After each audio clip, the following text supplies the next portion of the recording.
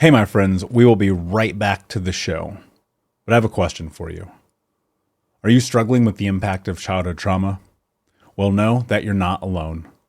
I'm here to let you know that I'm starting a brand new weekly coaching group that includes a year of life coaching, accountability, support, habit and goal setting, and more. I'm starting a waitlist for the group right now, and I'm only taking a handful of people. And I'll let you know that through this personalized coaching, we'll work together to help you understand how your childhood trauma has shaped your beliefs, behaviors, emotions, and will help you create a roadmap for healing and growth. Right now, you can schedule an absolutely free coaching session with me and get put on the wait list if you go to thinkunbroken.com. My friends, it's your time to turn your trauma into triumph, breakdowns into breakthroughs, and become the hero of your own story. And I'm here to support you in doing that. Just go to thinkunbroken.com to register for a free coaching call with me and to get put on the wait list for the brand new weekly coaching program. Hey, my friends, we will be right back to the show. But I have a question for you. Are you struggling with the impact of childhood trauma? Well, know that you're not alone. I'm here to let you know that I'm starting a brand new weekly coaching group that includes a year of life coaching, accountability, support, habit and goal setting, and more. I'm starting a waitlist for the group right now, and I'm only taking a handful of people.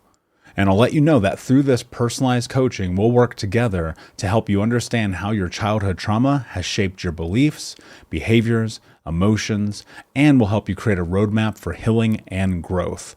Right now, you can schedule an absolutely free coaching session with me and get put on the wait list if you go to thinkunbroken.com. My friends, it's your time to turn your trauma into triumph, breakdowns into breakthroughs, and become the hero of your own story.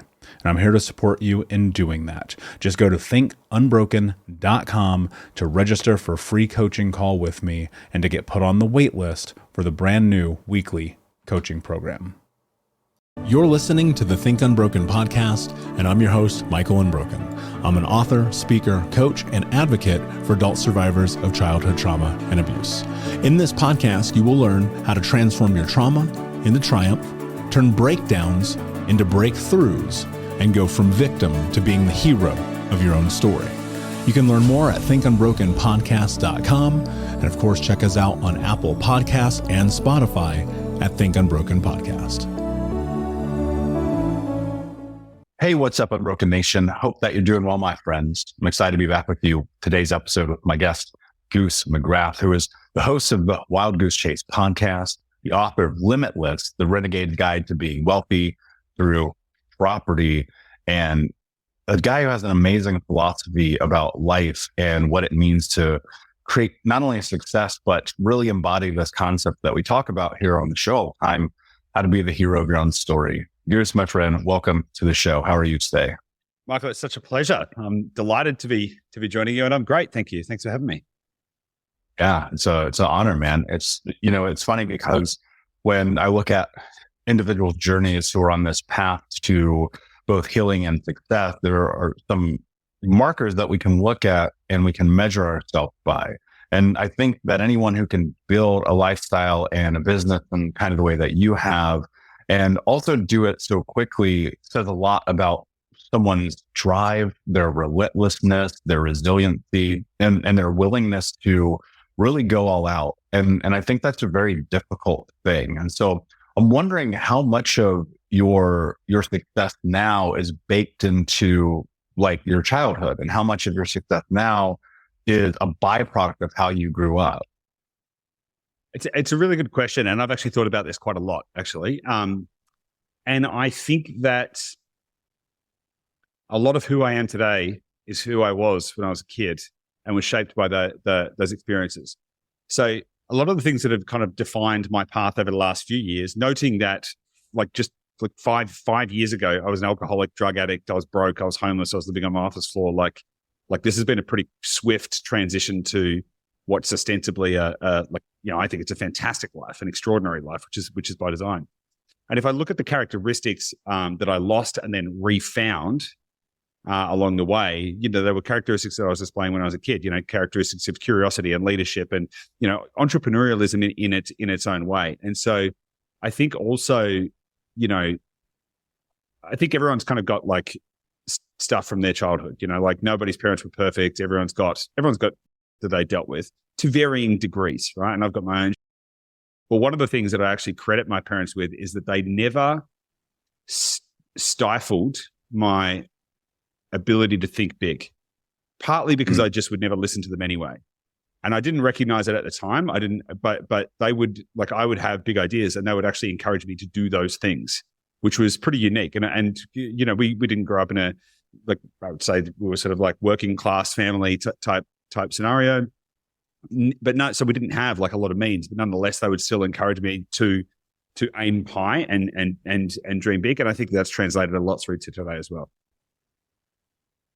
When you look at those moments, when you said something really important. You said life by design, and I think this is a concept that really, really gets lost on people, is this idea that you can actually create this.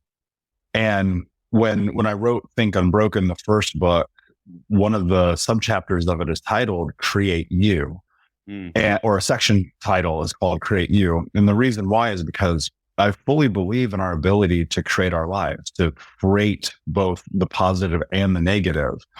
And yet, here we are in this position of talking about success, and you and I share a commonality. I've also been homeless. I've also struggled with drugs and alcohol. I've also struggled in not having the next step in front of me and continuing to go back to old behavioral patterns. What started to transpire in your life? Because I'm asking this question because I know that there are people right now who are listening who are struggling desperately. The alcohol's taking over, the drugs are taking over, the sex addiction's taking over, the porn addiction's taking over. They're sleeping on the office floor. Nothing is working. I want to paint like a real picture here. What was happening in your life then? And then what happened that created the shift? So there's a lot to unpack there. So let's maybe dance around this a little bit, because I think there's a lot to unpack there. I think that if you're asking me like what led to me being in that position, I would say a complete loss of self-identity. And in fact, I look at it right now. I look at it now objectively, looking backwards. And one of the things that I didn't realize is that I'm exceptionally introverted. Like my natural proclivity is an introvert, and I'm kind of socially awkward. And so once growing up, in order to fit in, I found patterns of behavior that people seemed to deem acceptable, which were things like, get really drunk, get really wasted, be that kind of guy at the party. And that kind of gave me social acceptance, which proliferated a pattern that's how I should show up and interact with the world. And that pattern pervaded all through my 20s. And that became like how I thought. That became the person that I thought that I was, but it was never who I truly was. Which is obviously a massive problem, because when you get disconnected from your true self and you start living a false self, there is no pathway through that doesn't lead to severe depression and disconnection and all of that kind of stuff. The other side of that coin, though, is that when you are suffering, when you are becoming disconnected from yourself, your identity, who you truly are, your true nature, who you truly are, and you start to experience depression and all this lack and loss and all of this kind of stuff. The other side of that is drugs and alcohol are very high. They're highly dopamine signaling. So these things that make you feel good as well, then are also the thing that kind of like leads you further away from the person you are. So you've got this vicious cycle of like, I drink, I take drugs, I feel better. I get to forget about that dissonance, that disconnection, that discordance with who I truly am. Therefore, I get to drown myself. And in the process of doing that, you walk further and further away. Now, I had a lot of stuff. Like I basically, through my, I left school when I was 17, started my own business, did all that kind of stuff. But basically from like the age of 16 through to the age of 30, I was like tremendously abusing drugs and alcohol, like at a gargantuan scale. And lots of stuff happened. I got married. That was crazy. Like all kinds of weird stuff happened. And all of this pathway, I just didn't know who I was anymore. And that, I think, was the kind of biggest disconnect. Now, the transition from that is interesting, because I actually didn't give a shit about myself, because why would I care about someone who I'm not? I actually had no sense of self-worth, because why would I? Because I wasn't being the person who I was. So like it was useless. The me that I was in the world had no actual value to me because it wasn't actually me. And so I had no self-worth. So I actually didn't care that I was killing myself. I kind of knew it. I was like I would literally, and I'm not saying this to try and, brag, but just to give context, I would literally, towards the end of this kind of period of my life when things were getting progressively worse and worse and worse, I would wake up and I'd drink about half a bottle of straight vodka and do a gram of cocaine before I'd even have my morning coffee. That was how I was starting the day. That's how bad that it got. And I'm a reasonably intelligent guy. And like, I completely understood that that's a pathway to an early grave. You don't live to grow old on that kind of a diet. But I didn't care. Why would I? And it was only when I had something to lose that I cared about more than myself that I had a strong enough impetus to change. And if you don't mind, I'll kind of I'll keep expanding on it because I think it's useful and we'll go on a good path. So I met my partner Gabby. I was running a business at the time, which in and of itself, I thought it was a business, not really a business, but there's a whole nother story. She came to work with the business. At the time, I was living on my office floor. I had nowhere to go. I had no money, all of this kind of stuff. Don't know what she saw in me at the time, but for whatever reason, we fell in love. And all of a sudden, I was like, okay, here's something that is useful to me, like useful in the context of like, I've found someone to love, something that actually gives me joy in my life. That didn't trigger an instant change. I didn't just like fall in love. And all of a sudden I'm like a year, 2 years into the relationship and my abuse had gotten worse and worse. And eventually got to the point where she said, hey, look, I can't sit around and watch you kill yourself anymore. So I'm going to go. And if you want, like, you can like, you got to basically, you got a choice to make. She didn't say that. She didn't kind of give me an ultimatum, but she said, I can't watch this anymore. And there's a whole story around that. We were working on a festival site, blah, blah, blah, all this kind of stuff. But the root of it is that for the first time, I didn't care that I was going to die. What I cared about was that I was going to lose Gabby. And that was enough. That was enough of a trigger. And there's a big lesson in that, right? The lesson isn't like, go find your soulmate. The lesson is that you need to be able to find something bigger than yourself. Because when you're in that modality where you are abusing yourself, you're not in a modality of self-love and self-care. You can say, come on, man, you should be better. You should take better care of yourself. You don't care. You're beyond that. So what you need to do is you actually need to find something that is bigger than you. And that bigger than you is also then going to be tied to a life worth living, right? Because when you're in the modality of abuse and suffering and pain, life is not worth living. You're making that choice. Everyone knows it. Like heroin addicts, they know that they're addicted to heroin. They know what heroin addicts are like. They know where it's going. And so how do you then throw an anchor and hook onto something to create a life worth living? Now, in the first instance, Gabby was that life jacket, right? She was the one that kind of like that was like, okay, I've got something, I've got pulled in an anchor. I've got something to pull on now. And together we've now gone and crafted a life by design. And life, like designing a lifestyle design is something I'm so passionate about because that is actually the outcome of living a path of self-actualization, which we can dig into as well. Yeah, that's powerful. And I love that you set us up for reality. It's like, don't go try to find your soulmate. I mean, that's not the solution. I think that obviously you're very fortunate to have that experience. And there's many people who I know personally have had as well. And you look at that and it's like, what can you hold on to? But one of the stark difficulties in that is, if you're like me and you grow up with no parents, if you grow up on the streets, if you grow up doing drugs, you will hold on to anything. And this is where people get stuck so frequently because they'll hold on to the career that doesn't serve them. They'll hold on to the abusive partner. They'll hold on to all of the ideas and notions that don't lead them forward, right? And then they're looking at their life and they're like, why is my life so bad? And they don't understand. And look, I didn't understand this either. It sounds like you were in the same boat where the reality is it takes as much energy to create your life as it does to destroy your life. And when you're in that moment, sometimes, and you see this frequently and it's devastating, the people around you, they will show you the signs. They're like, dude, get your life together. Like, this is the thing that you're doing. This is what's happening. And for some of us, it's not enough, right? And sometimes the ultimatum still is not enough. When you're looking at your life in that moment, where did you like really begin the process? Right? Because I think that a lot of people think success is I'm going to just change my life overnight. And I'm sitting here 13 years into this journey, and it's like still working through it, still therapy, still coaching, still meditate, like still all the things. I mean, I'm a couple of days away from my next Tony Robbins event because it's like, dude, you have to keep doing the work. So when you started this process, like what was the beginning like? Not what were the steps like necessarily, but like what was going through your mind? What was happening when you were, if you were still screwing up? Like what was the start of this?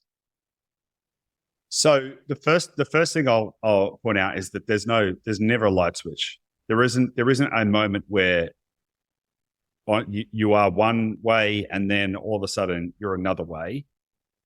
You know, in fact, when I was younger, I actually worked I worked in construction when I was younger, and I worked for a builder, and he was an Irish guy, and he told me he was an alcoholic, but he hadn't had a drink in like 20 years. But he told me he was an alcoholic, and I'm like, dude, what are you talking about? You haven't had a drink in 20 years. You're not an alcoholic. I was like, come out and have a beer with me. You haven't had a beer, and like he's like, no, what you don't understand is I'll always be an alcoholic, and I didn't get it at the time. Yeah, he was actually part of my recovery journey as well, which was pretty cool.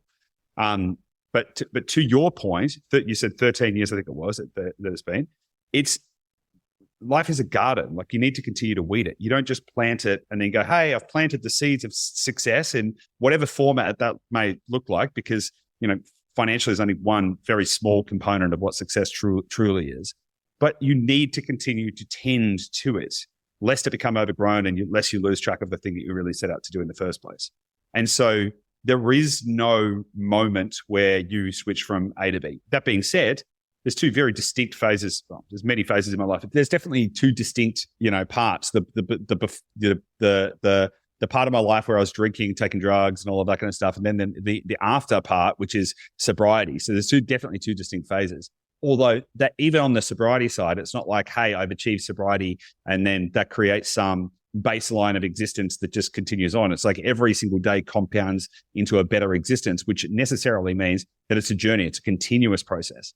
But going back to the kind of the question you had around like, what were the initial stages like? Well, the initial stages were painful. You know, when you're trying to evolve from one version of yourself into another one, it is painful. No change, all change is friction. Necessarily, there cannot be change without friction, and friction can be tough. Friction creates fires. Friction creates pain, right? And so the heart, like there's several things that need to change in order for you to be able to change. One of them is physical, right? You literally need to, on a physiological level, start to act differently. So whether that be changing the things that you're consuming, whether that be drugs and alcohol or whatever, or changing your diet, or changing the way you move. Now, for in my instance, I was like smoking, drinking, the whole thing, not exercising. I was really overweight. I literally went cold turkey on everything on day one, quit carbs, went keto, started going to the gym every day. Like I went to an extreme end to it. Now, I could sit here and say, man, I remember the first month or whatever, and it was I'm certain that I struggled with withdrawals and all of that kind of stuff. I'm certain that I did. However, that's not what I remember. What I remember is this feeling, and I can still feel this right now as I'm telling you this. I remember feeling like I could see again for the first time in like most of my life.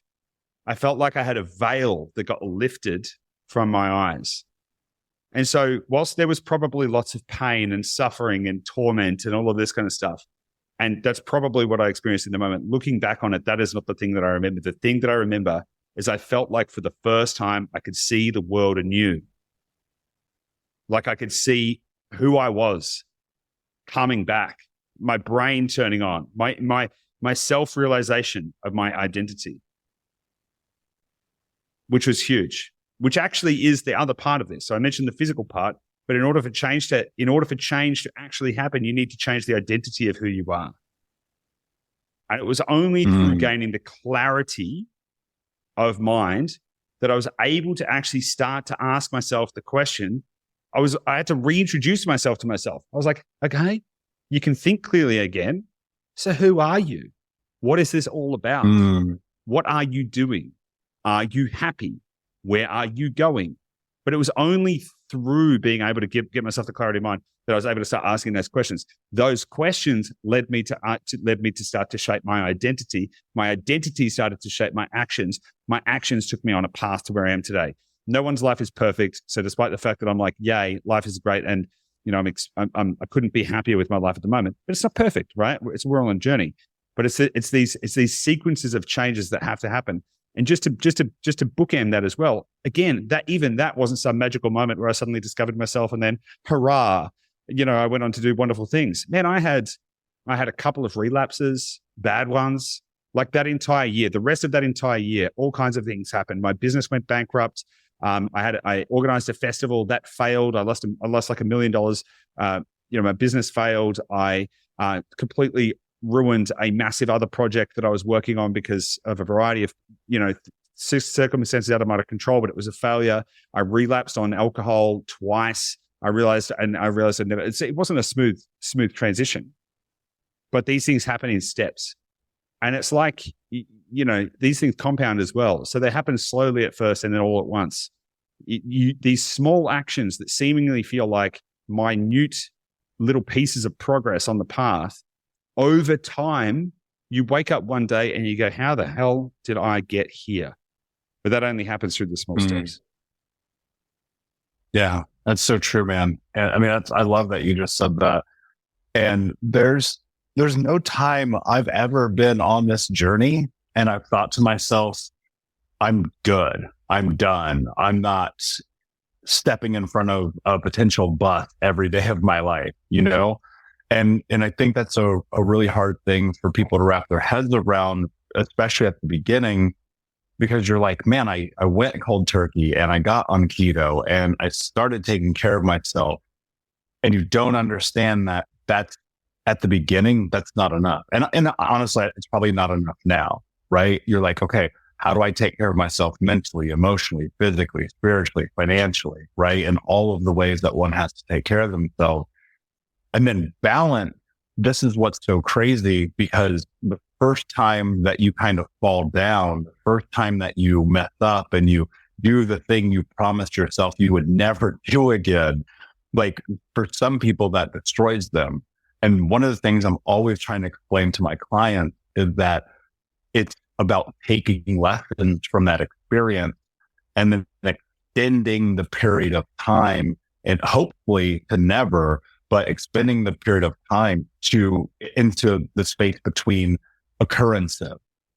So, it's like, man, if you relapse after 3 months, next time, can it be 6? And then can it be 6 years? And then can it be 60 years?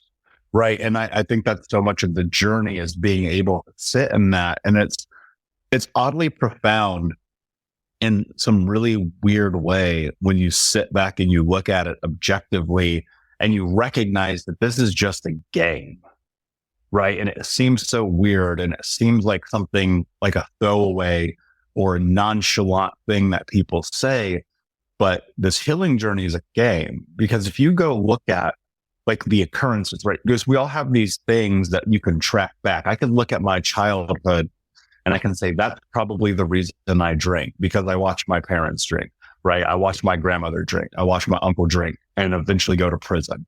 I can look at smoking weed. At 12 years old, I got high for the first time and it became an escape mechanism. It made me feel good, right? And then I can look at dealing with sex and love addiction and track being abandoned as a child and having parents that chose everything except their kids and growing up in the system. And if you pay attention to those things, you recognize they're just patterns, right? And if you can interrupt those patterns, that's how you find success. But on the occasion, no matter the amount of work that you've done, and look, you're a successful guy, tons of people, I know tons of people, we all know this is true. Everyone has the moment where they fall back. Everyone does. And if you're around people who say that they don't, they're a liar. and they're hiding from reality, or they've now found a new coping mechanism and they don't want to admit it. A lot for, ultra marathons, workaholism, whatever that thing is. And look, we're all prey to this. It's just human nature. What are the things in those moments? Because I want to really, really go into this. I mean, you've been able to transform your life in this really beautiful way, but I know there's people right now who are like, I'm never going to have what Michael and Goose have. That's not in my card. Even though I've been listening to this podcast for fucking 5 years and I know all the things to do, I can't seem to get it. I understand what they're saying, but I can't seem to make it happen in my life. Yeah. What does somebody really have to do here, Goose? Like, if you really want to make your life, what do you have to do? Well, I think there's a few things in there. I can't tell anyone what to do, right? But let me share some thoughts that I think might be useful. So there's a couple of considerations we need to have in here. What actually even is success? And I think a better proxy would be happiness. Because like success, people think it's like, oh, have you made a heap of money or can you do whatever? But it's realistically, it's happiness, right? A couple of topics I want to touch on in this context is that death is the secret to life. I'm going to come back to that. But asking yourself first, what would actually make you happy? Because we have these ideas that, okay, I will only be successful if I X, or my favorite, the when then fallacy. When I do X, then I will feel Y. So when I've made $1 million, then I'll finally be happy. And so you have these kind of ideas of what is success, and you put them on a pedestal. And they can, number one, be extremely misleading, and number two, feel unattainable to people. And because we have these incorrect reference points for what success is, it can actually make it feel like it's out of reach for everyone. Because $1 million, that doesn't make you successful or unsuccessful. To Elon Musk, $1 million is like a rounding error. To someone who, like, to me, 5 years ago, $1 million was more money than I could conceive, right? And so how do you join those two things together? So the question you've got to ask yourself is, how will I know if I've lived a good life? And what is happiness? And so what I mean by death is the secret to life. Understanding, appreciating, celebrating the fact that we are living an extremely finite existence. We are at the blink of an eye. We're parentheses in eternity. We are absolutely nothing in the context of an infinite amount of time and space. We have this tremendously valuable opportunity to experience. The fact that we can experience anything is just so profoundly insane. Now, we get to choose how we perceive this experience. What is pain? Pain is only signal. We then decide whether or not that is good or bad. There is no good or bad. There's only what we perceive it to be. And so we then get to decide, how do we want to perceive our life? Because there are many rich people who are suffering, who are unhappy, who are depressed, because even though the fact they might be rich and they've got a nice... We'll be right back to the show. But before we do, I want to tell you about today's sponsor, FactorMills.com, where if you go to factormills.com/unbroken50 and use the code unbroken50, you can get 50% off your first order. That's factormills.com/unbroken50. If you're like me and you are a person who is busy trying to create a life, heal, work on their health, wealth, and relationships, and not to mention deal with the day-to-days of normal life, you do not have time to be going to the grocery store and trying to figure out what you're going to cook every single day of the week. In fact, one time I did the math and I realized I was spending over 15 hours a week at the grocery store and cooking. When I added Factor, I got to use that time for myself, for my family, for my friends, for my community, and for my business. And so if you're in the place where you need some more support in the kitchen, head to factormills.com/unbroken50 and use the code unbroken50 to get 50% off. House and a nice car, they're comparing themselves to somebody else. And they're saying, but I'm not as good as them, therefore I suck. And that's just, that's the wrong point of reference. And so what they're choosing, despite their material success or otherwise, they're choosing pain. They're choosing suffering. There's a phrase or a frame of reference from Zen Buddhism, and I'll kind of butcher it a little bit, but I'll get the context correct. Happiness is only found in the fleeting moment between the changing of desires, because all desire is suffering. All striving is suffering. And in that brief moment between either when you've achieved or let go of a desire and before you spontaneously grab another desire and then set on a new path of struggling and striving and suffering, you experience happiness, because happiness is being devoid of suffering. And so if you can get yourself to a place of being devoid of suffering, then you're going to find happiness, which is actually purely based around your perception of your reality. And which then goes back to the point that I was making about the guy who's uber successful but comparing himself to somebody else and thus sitting in a place of suffering. The only suitable point of reference you can have is yourself. There is no other reference point that you can have that is in any way useful to you other than you. There's no point comparing yourself to me, because we've got different stories. We've come from different backgrounds. We've had different experiences, different inputs. It's all different. So that'd be like, it's the old saying, it's like comparing apples to oranges, or it's more like comparing an apple to, I don't know, a lizard, something completely different. Like there is no point of reference. So the only suitable point of reference that you have is yourself. So then the only real question you can ask yourself is, am I becoming the best version of myself? That's the only thing you can ask. And it's for just to finish on that. That's the reason that I think that self-actualization is the only worthy goal. That's where the answer is. Yeah, I agree entirely, and it's so difficult because, again, going back to the reference of life being a game, there's one player in the game. There are not more than one player. There are not teams that, like, even though we need teams to succeed, right? It's just you versus you. And it's incredibly difficult because for many people, and look, I was in this seat too, I would just look at the outside world and like, why can't I have what they have? And you realize so much of it is a facade. So much of what they have is not true.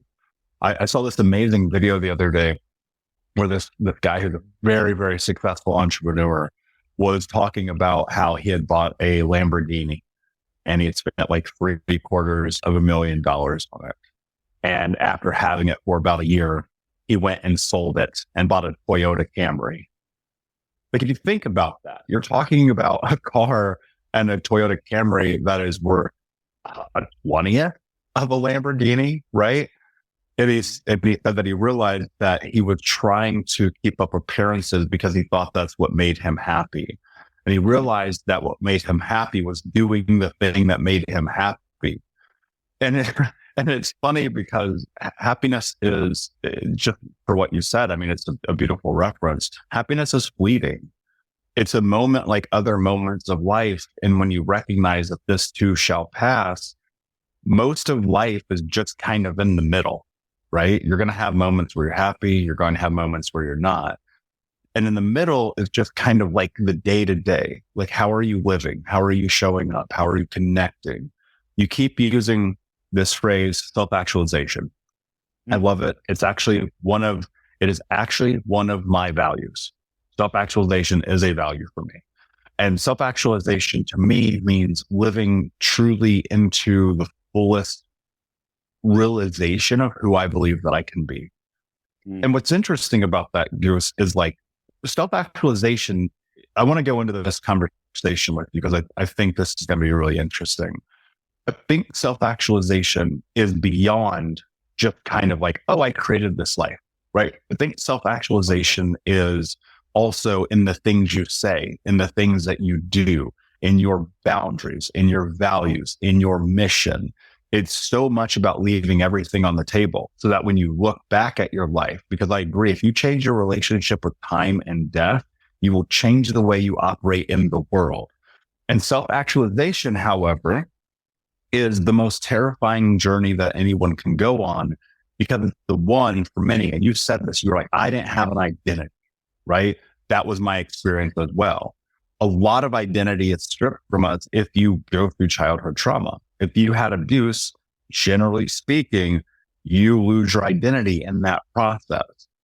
Self-actualization is the discovery of identity, right? And so Now you're facing the biggest fear that you've ever faced because you have no idea what it's like to be you. When you think about self-actualization, if you parse that down a little bit more, if you created a narrative around what it means to you, how would you explain self-actualization? To me, self-actualization is the continuous and never-ending process of becoming the next best version, or becoming the best version of yourself. Now, the interesting part about that is that it's never-ending. You don't become self-actualized, right? As you progress on the path, every step that you take on the path of self-actualization leads you to another step that you need to put in front of yourself in order to become the next best version of yourself. So it's a continuous, unending process, which is fascinating, because I want to anchor this back, and I want to potentially say something contrary to the point you made on identity, right? So in the first stages, discovering your identity and developing an identity and, going on that identity transformation journey is critically important. But in order to be able to continuously traverse an endless process of change, one of the worst things you can do is have an anchor to your identity, because your identity actually shapes who you are. It actually can become a dead weight on you. So when you can get to a point where you can know yourself, but also live in a transcendent state of any identity, so that you're not saying, my name is Goose and I'm an entrepreneur, because I'm putting a label on myself and I'm deciding that this is the box that I'm going to put myself into, versus saying, I'm living, I'm here. My name is Goose and I'm living. I'm on a path. And so once you can actually start to break down the boundaries of identity in a pursuit of continuously new evolutions of yourself, that's when you start to uncover, all kinds of weird and wonderful and frankly exceptional things. But the way that I think about this in a more practical context, because I've got a little bit atmospheric there, is imagine it's your last day on earth, the final day. You're about to exit all of your final chance to ever experience anything, and you're looking back on your life. How would you know how are you going to feel? Like, how would you know if you've lived a good life? Are you going to feel gratitude and be like, oh my God, oh my God, I can't believe I lived such an amazing life? Or are you going to feel dismay thinking, man, I can't believe I never did all those things. I can't believe I left all that on the table. Just think about that. Most people are going to if they get to that point and look back on their life, they're going to be like, I can't believe the 5 regrets of the dying, right? A lot of people sit there at the end of their life with regrets, going, why didn't I do this? Why didn't I live fully? Why didn't I tell people that I loved them? Why didn't I, follow my heart? All of this kind of stuff. So you've got a choice to make in this very finite piece of existence that we get to traverse in our this fleeting moment. When you get to the end of it, what kind of experience do you want to be having? Do you want to be looking back going, I became the best version of myself. I'm proud of who I became. I'm proud that I actually did all of the things that I said that I was going to do, all of that kind of stuff. I lived life in alignment with my highest alignment of my values, because I think that's really what it's all about. It's like, how do you create a life where you can live in perfect alignment with your highest personal values? And if you can do that, that then dictates what success looks like. Because I know for some people, their values dictate that a good life to them has got nothing to do with money. Maybe they're living off the land. Maybe they're farming and living off the land, and they live a subsistence living with basically no income, but they could be absolutely fully enriched. That could be the pinnacle of success. They could be like Elon Musk levels of success in their spectrum of the world. And so it really comes down to what are your values? Mm-hmm. Because that is going to define what success looks like to you. Yeah. I love that you said in your values. And that's so true. It can't be somebody else's. And, I feel kind of cliche in saying this, so I'm going to preface it, because you hear this all the time right now.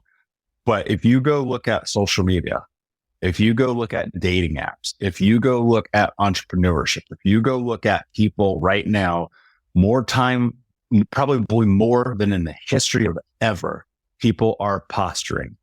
They're pretending that their life is better. They're pretending, they're lying.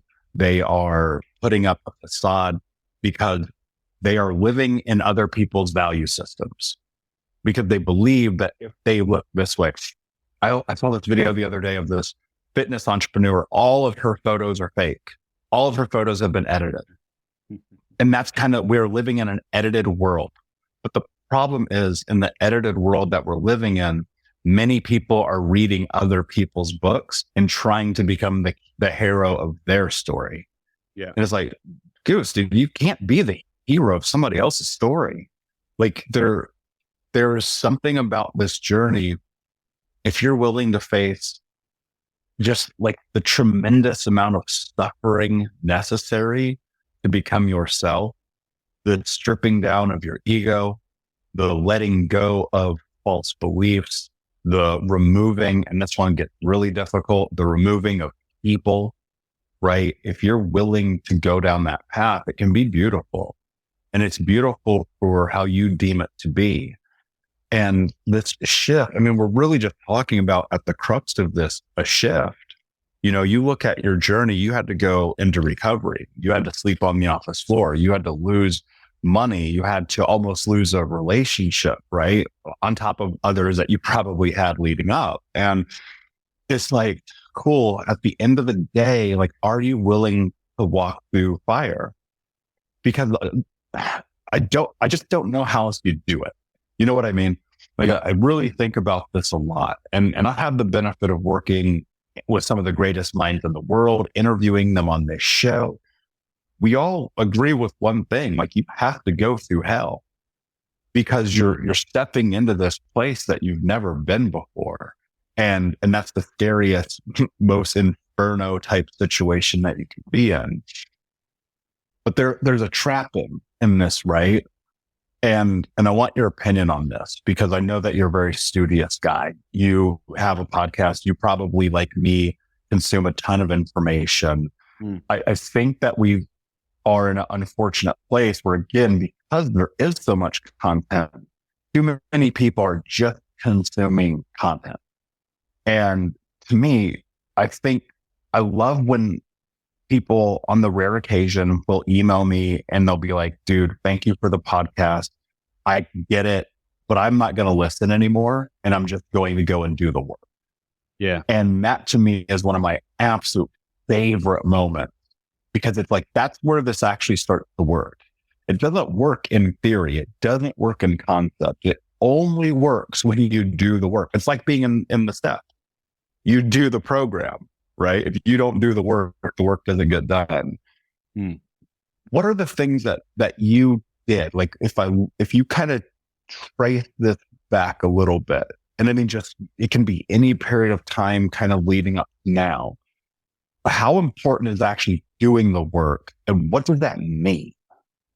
Well, if you don't do the work, you'll get nowhere. So, I actually know people that have attended basically every single personal development event, seminar that you can think of, everyone from Tony Robbins to Joe Dispenza to the whole thing. They've read every book, and they're significantly older than me, and they've been on this diet of self-help and whatever for like at least 20 years, maybe 30 years.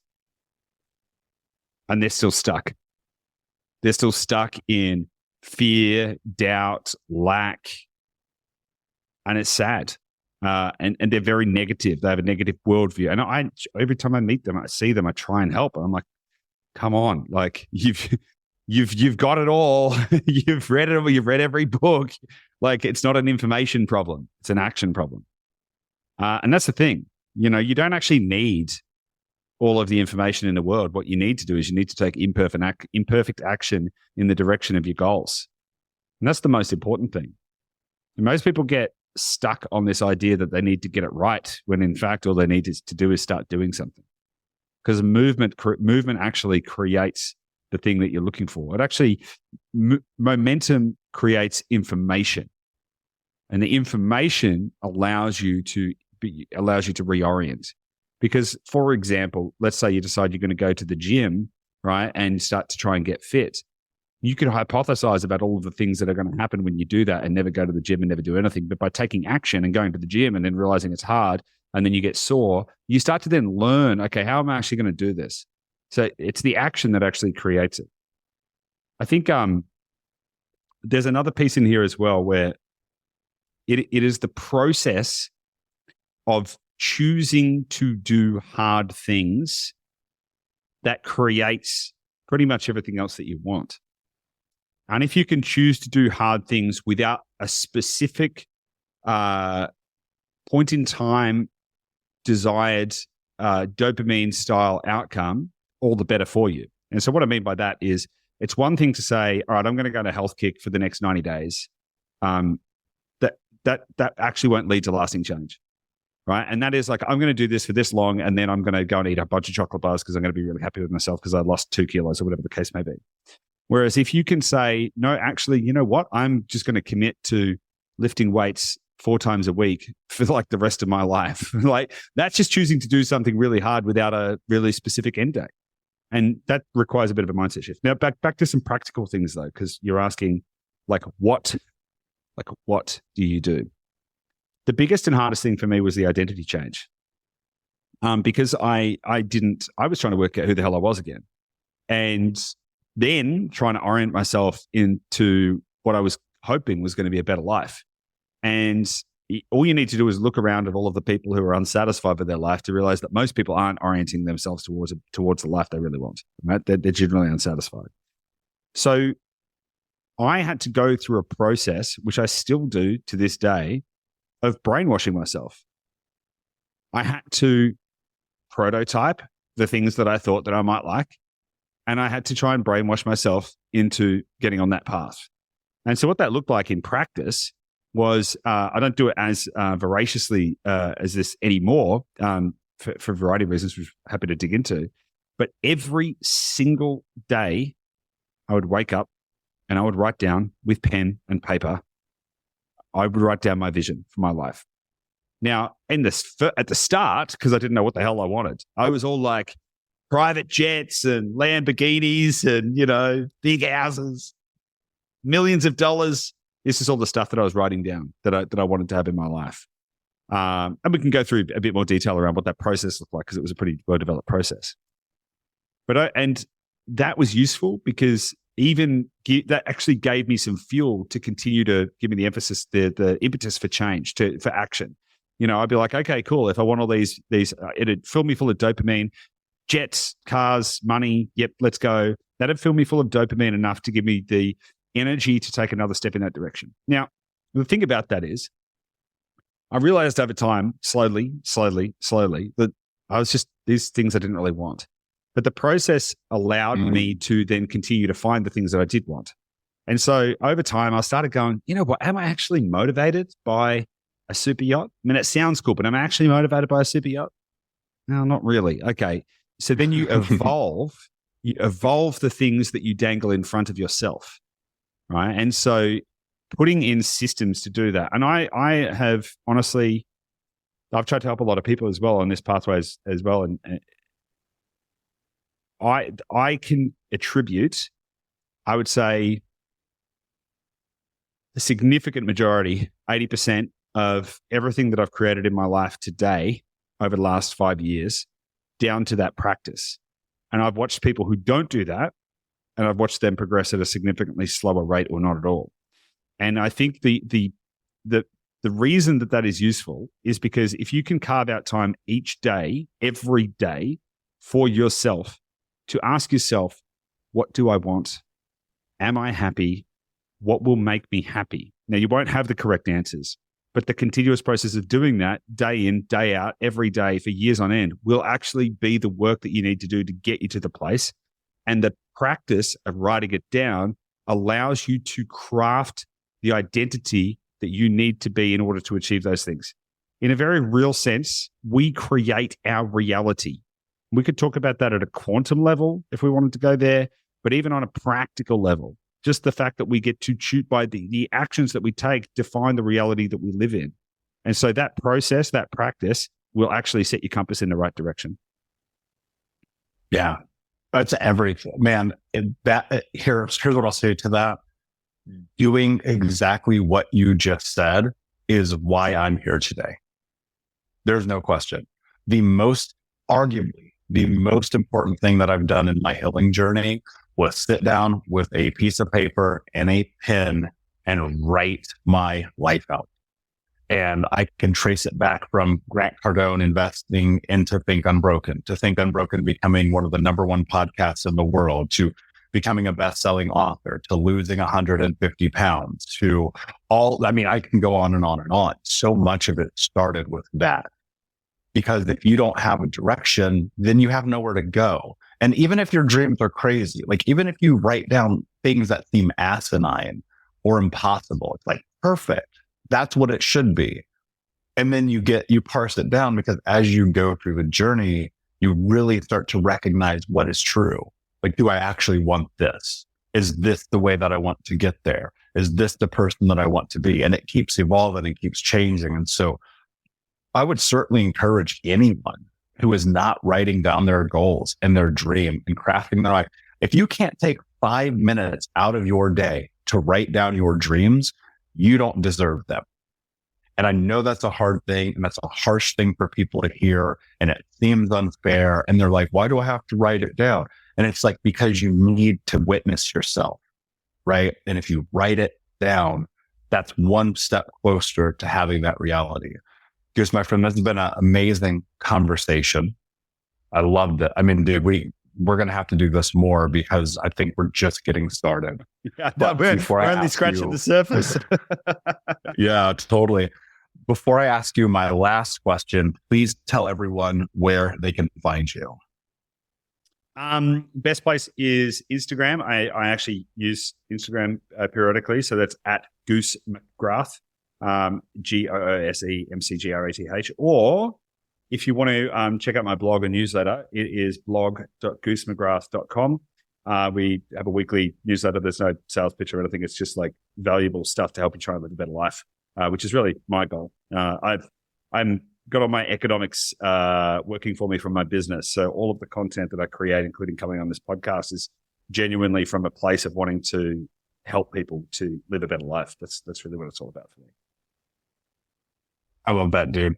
And guys, please go to thinkunbrokenpodcast.com, look up Goose McGrath, and we'll have that information and more in the show notes. My last question for you, my friend. What does it mean to you to be unbroken? It's a great question. I'm going to take a little bit of a tangential way to answer this. I think it is love. What I mean by that is we are all, it is the broken pieces of us that make us who we are. So the fact that you may have been broken is actually part of the thing that makes you perfectly you. And it should be celebrated, not hidden from. But to become unbroken is to put yourself back together. You can only do that if you can learn to love yourself, to love who you really are, and to love all of those fractures and dents that you might have picked up along the way. And so to be unbroken, in my point of view, is to realize that you're worthy and you're worth it. And you can experience love. And if you can love yourself, you can love the world, and the world will love you back. Beautifully said, my friend. Could not agree more. And my hope is you continue to have and find love, that those listening do, that they get the support that they need, whether it be through you or through Think Unbroken or through whoever it has to be in the world, that they find and cherish the time that they have, and they use it to go and create the life, that they write it down, that they build it, and that ultimately they become unbroken as well. My friend, thank you again for being here. Unbroken Nation, thank you for listening. Please share this episode with someone if it's brought value. Because remember, every time that you do, you're helping others heal, transform their trauma to triumph, and ultimately become the hero of their own story. And until next time, my friend, be unbroken. I'll see ya. Thank you so much for listening to Think Unbroken. Please share this episode with someone who could use it and help us move forward in our mission of ending generational trauma in our lifetime. And if you would, please take 5 seconds to pop on iTunes or Spotify, hit that 5-star, leave a review, and you can also reach out to us on social at Michael Unbroken or at Think Unbroken. And of course, you can check out our YouTube channel at Think Unbroken. Thank you for being a part of Unbroken Nation, my friends, and until next time, be unbroken. Hey, my friends, we will be right back to the show, but I have a question for you. Are you struggling with the impact of childhood trauma? Well, know that you're not alone. I'm here to let you know that I'm starting a brand new weekly coaching group that includes a year of live coaching, accountability, support, habit and goal setting, and more. I'm starting a waitlist for the group right now, and I'm only taking a handful of people. And I'll let you know that through this personalized coaching, we'll work together to help you understand how your childhood trauma has shaped your beliefs, behaviors, emotions, and will help you create a roadmap for healing and growth. Right now, you can schedule an absolutely free coaching session with me and get put on the wait list if you go to thinkunbroken.com. My friends, it's your time to turn your trauma into triumph, breakdowns into breakthroughs, and become the hero of your own story. And I'm here to support you in doing that. Just go to thinkunbroken.com to register for a free coaching call with me and to get put on the wait list for the brand new weekly coaching program.